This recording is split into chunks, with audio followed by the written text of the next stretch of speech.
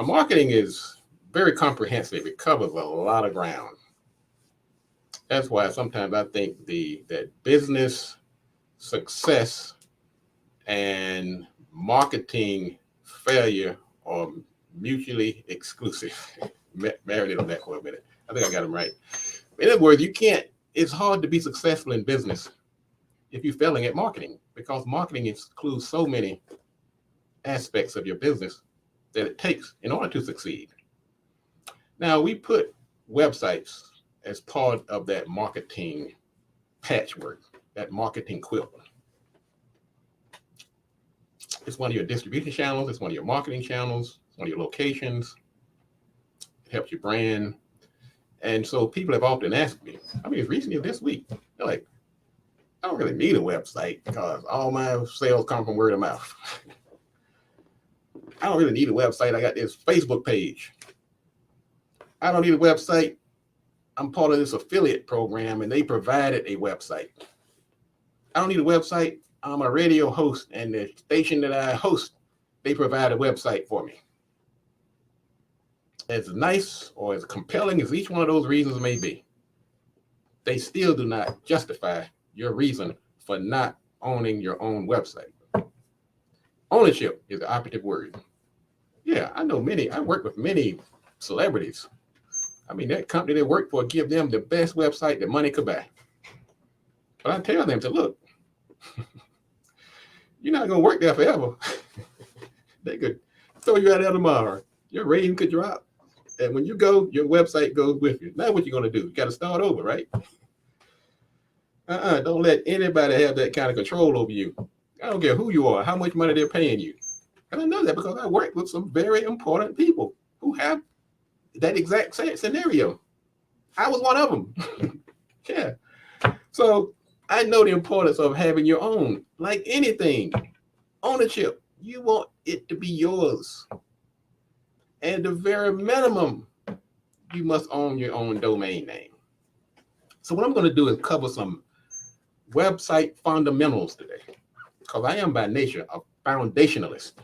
I said you can't be getting all fancy and sexy and shiny objects when you haven't covered the foundations.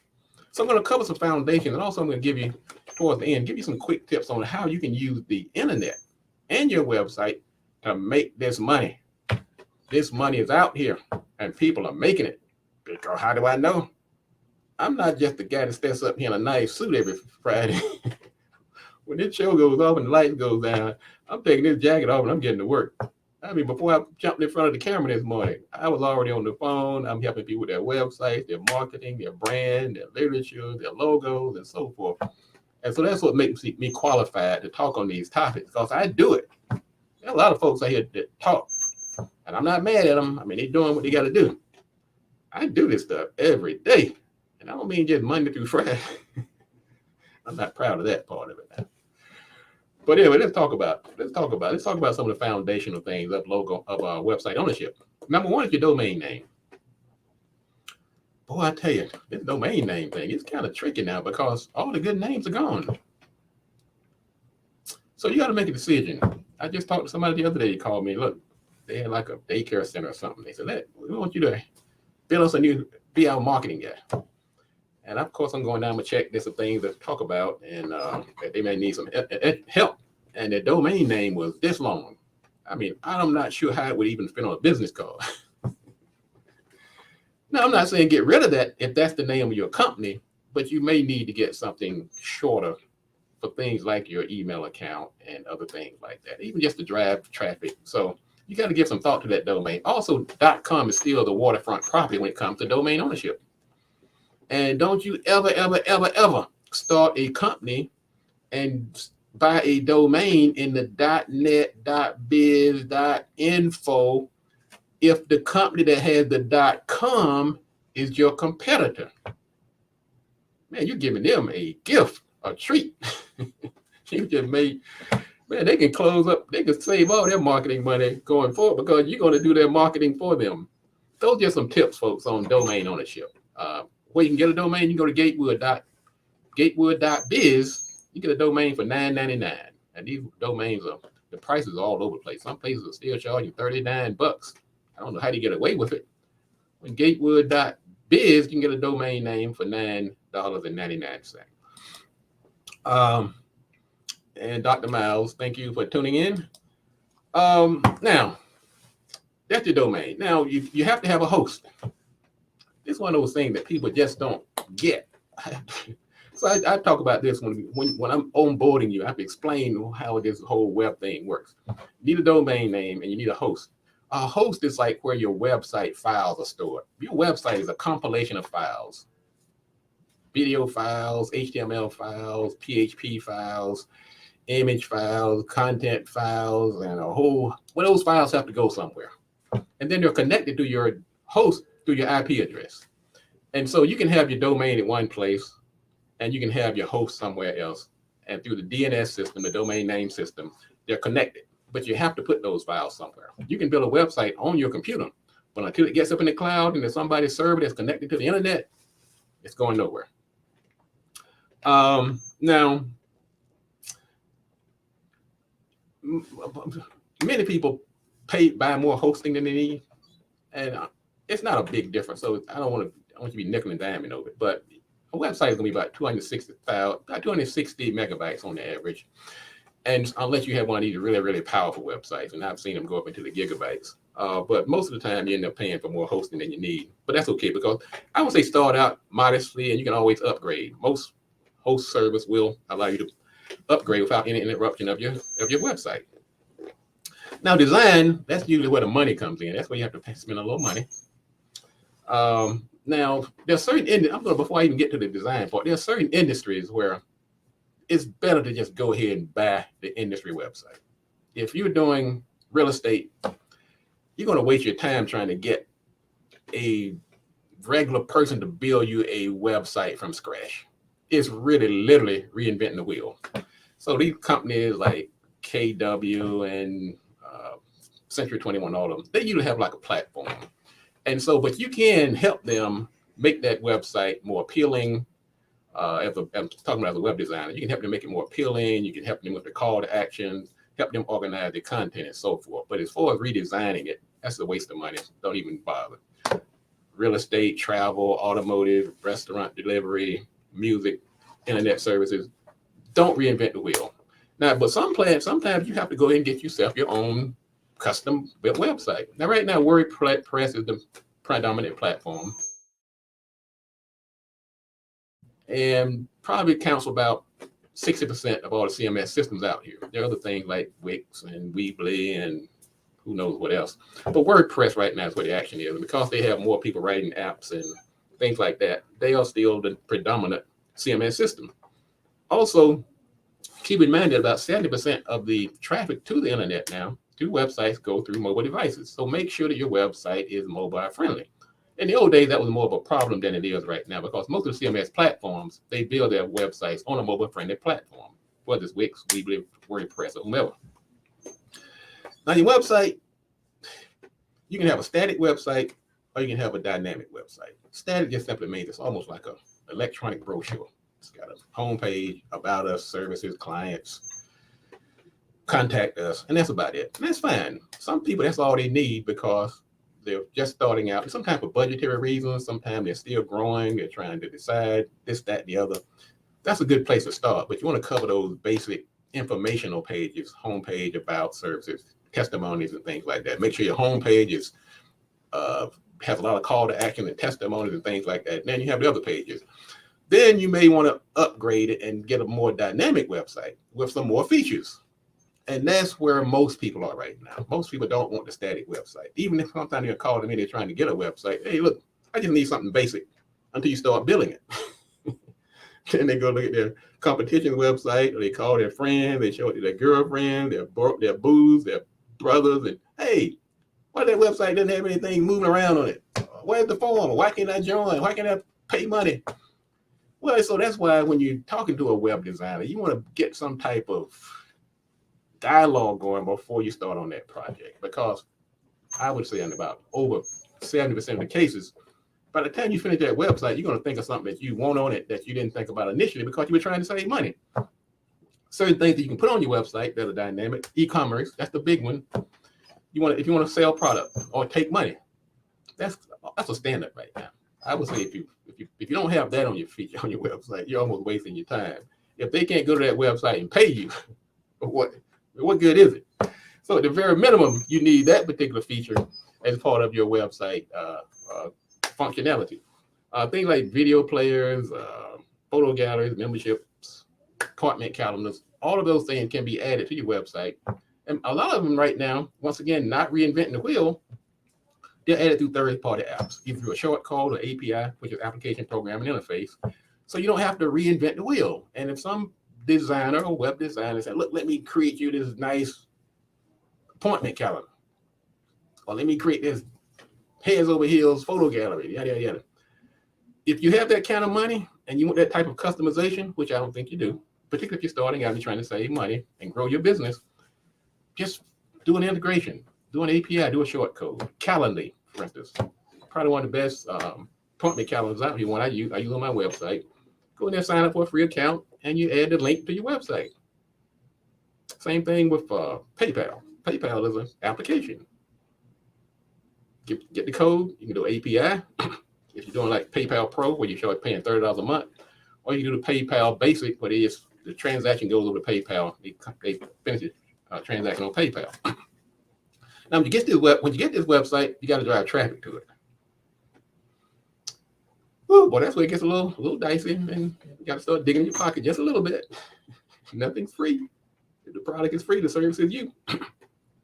And that's not always a bad thing either. Sometimes it's like a quid pro quo, it's a trade-off. I'm going to give you my traffic, my loyalty. I go to Google, they give me a free Gmail account. And we know darn well it's not free because they're using that. They're using your traffic, your eyeballs, your frequency to that website to sell advertising revenue. So, but that's okay. I know that when I sign up for these free services, I want you to be aware of it too. Just don't think because somebody gave you something free that they're Santa Claus or that they like you. No, there's usually some benefit, and you as an educated business owner have to do the decision if that relationship benefits you and you're not just selling yourself down the river. So you got to drive traffic to this website. The quickest way, and all my folks in the design and other types of business would know this, and advertising, the best way is to put your website address on everything. I mean, you can put it across your forehead. That's going to be really one of your major sources of driving traffic to your website. Put that domain name everywhere, that URL. Put it on your business cards, put it on your ads, put it on your lawn sign, put it on your truck, put it on any place you have the space. Once again, that goes why that domain name can't be 50 characters long. If the website is so long, you have to continue it on the other side of your car. It's way too long. So you may even have your long web address, but sometimes when it comes to advertising and creating an email account, that long name can become problematic. So you might look at a shorter version just for those reasons alone. Make sure you get the email account in your company's domain name. Yeah, we love our Gmail account, don't we? Man, we just love it. I'm not even telling you to get rid of your Gmail account. I'm saying that's a good thing because, yeah, if that's what you've been using for the last 20 years, then continue. What you want to do is go ahead and also get yourself a domain name attached to your email because that helps you with your branding. You can forward that Gmail account to your domain-based email account. So you don't have to give it up. Matter of fact, you don't have to get a domain. You don't have to get an email box. You can get a domain, email forward. It doesn't even have to be a box because a box is going to cost you about $30 a year. A forward is usually free or it's much less. So you can keep your Gmail account, just forward that domain that comes into that domain-based email account to your Gmail account. Save yourself some money, but you still want to do that. I remember I got one of my best accounts a few years ago. A friend emailed me to a networking event. I responded. They had sent the email initially to my Yahoo account. Well, that's a long time, right? And I responded with my Gateway marketing account. The first, I didn't realize you were in the marketing business because that email was actually a form of advertising. That response, that email address, they responded, said, "Look, I'm the board of a housing project. We need a marketing company." That resulted in a $4,500 contract just by giving them my email address, using my domain-based email address. SEO, another big way to bring traffic to your website. That's search engine optimization. You want to satisfy Google. You got to keep Google happy. I'm telling you. And Google is changing now. They have these new algorithms. They used to use the EAT model. Now they've got something else where they talk about how long it takes the page to load and how long it takes for the active parts of the website to load and how long. I mean, so we'll talk about that in another show. But SEO is a big factor of driving traffic to your website. The old model of alt tags and meta tags, it will still apply, but keeping Google happy is like a hitting a moving target. So that's one of the ways to get traffic. When I talk about SEO, generally I'm talking about organic traffic. That means putting certain keywords and contents and transition phrases and all those things into the content of your website. But then there's another way of driving traffic we call pay per click. That means many people don't have time for that. I'm one of them. I'm not big on the organic. I'm too busy, and it can be very expensive paying somebody to keep trying to keep your website at the top of the list when it comes to Google algorithms. So the alternative to that is to get what we call paid click. So you go to Google and set up an ad account, write yourself a nice little ad. It's really pretty basic, pretty simple, and pop that ad in there and pay them. They don't that algorithm stuff goes out the window. You can just pay them for the amount of clicks you want to drive to your website. Put in a budget. Let's say you start around a couple $100 a month, and somebody types in the word like, let's say, intellectual property attorney. We call that a long tail keyword, and you come up on the search, and you only pay if somebody clicks that, and that's one of the more popular types of advertising right now. We have that at Facebook. You can have it on LinkedIn, Google. Most of the major advertisers right now have what we call pay per click advertising. And of course, social media. Your social media account is a good way to drive traffic to your website, particularly things like Facebook and Instagram and even now TikTok. You can put some ads in there and just in your profile, like in Instagram, you put your domain, your email address, your web address in your profile, Facebook, and so forth. Social media is a good way to drive traffic to that website. Now, another issue that comes up a lot on websites is security. Well, you read it every day. Somebody hacked into somebody's account and stole all their data. Well, the good news is that, I mean, it's bad if you're one of those people who are affected, if your name was stolen. But for the most part, small businesses are not the target of these types of attacks. So you want to cover yourself on the foundational, the basics. You want to make sure that you have an SSL certificate, secure socket layer, at least 258-bit encryption, and you want to have yourself some type of website security. Now, the SSL certificate, just quickly tell you the difference between the two. The SSL certificate protects data that traverses from your website over the internet. What it does, it encrypts that data so that prying eyes can't intercept it and read it.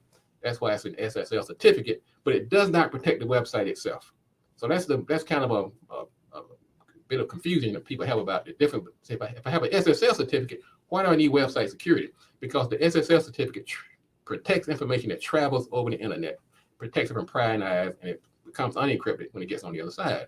Whereas where the website security, stuff like Sucuri and SiteLock, they protect your website itself on that server. So if you ever call GoDaddy or Gatewood or Yahoo or whomever selling those services, some guy on the line is going to get on the line and say, look, you need to put some website security on there. And most people say, look, I know these guys just trying to sell me something. They want another $100 a month or $200, whatever the cost is. Really, most of these accounts, they're less than $100 a month. What they're telling you is indeed true. A bad actor can actually drop malware on your server, and they could actually run an organization out the back door of your server, and you won't even know about it.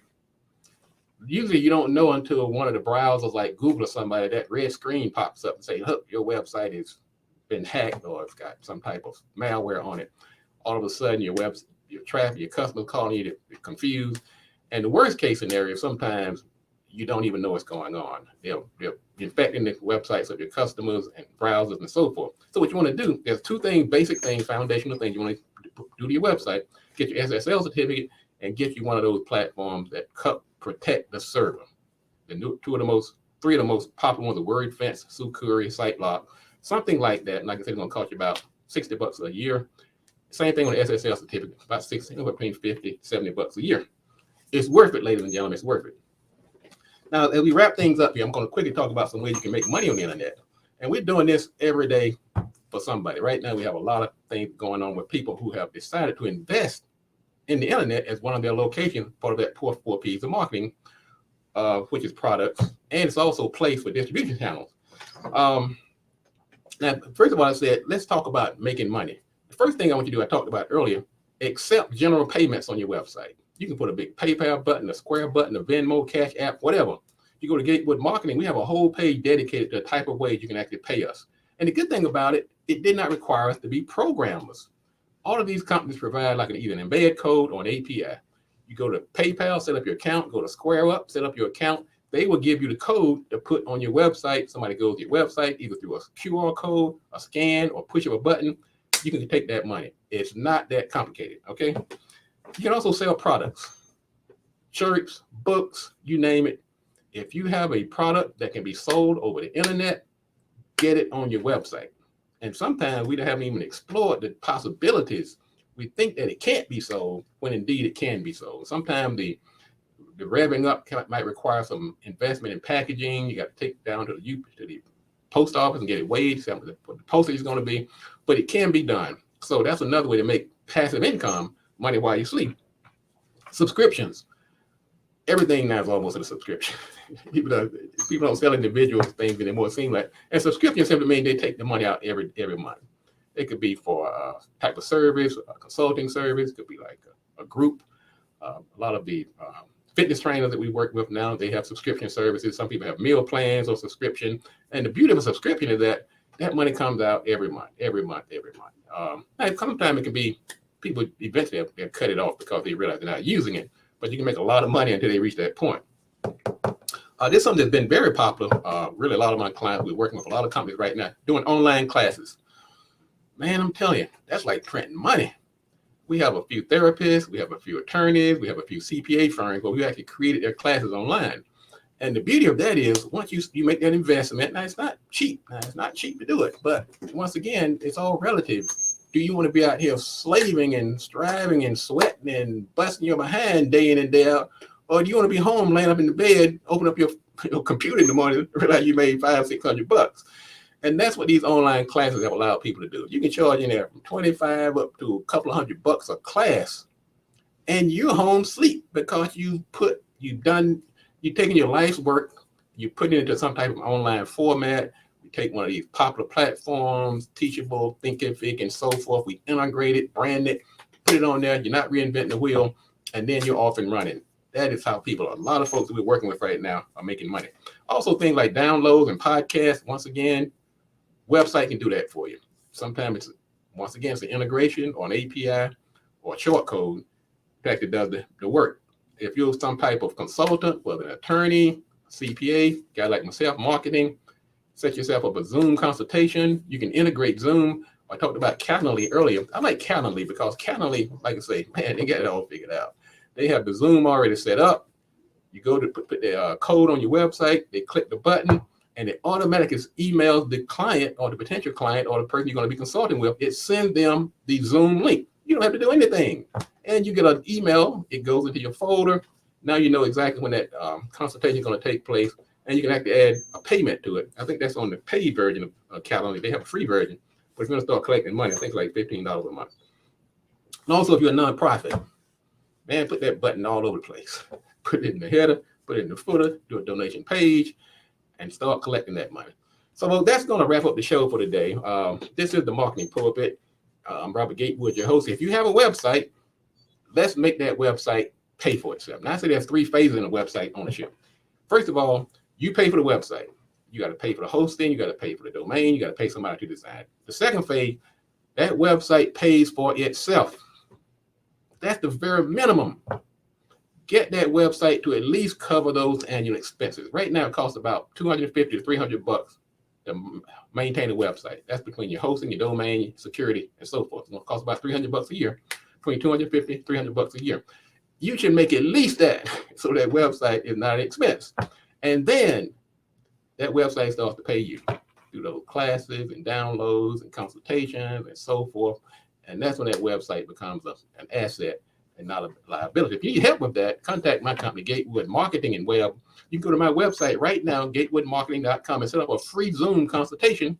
And we'll talk about your website need. If you need to upgrade your existing website, if you need to get on the website, internet for the first time, sometimes you just need a new look. We can help you with that. And we'll be glad to have that discussion with you.